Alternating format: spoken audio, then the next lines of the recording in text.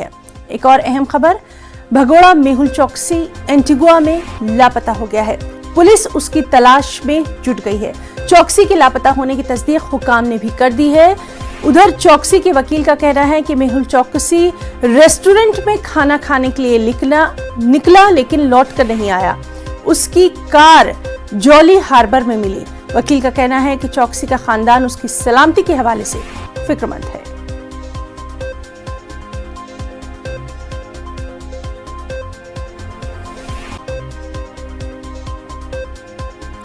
बदनवानी मामले में बीजेपी के रुकने पार्लिमान अर्जुन सिंह को आज सीआईडी के सामने पेश होना है। सीआईडी ने उन्हें नोटिस जारी किया है।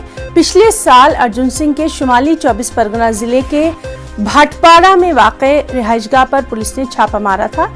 अर्जुन सिंह 2019 आम चुनाव से कबल तृणमूल कांग्रेस छोड़कर बीजेपी में शामिल हुए थे। वो बैरकपुर लोकसभा सीट से चुनाव जीतने में कामयाब हुए थे।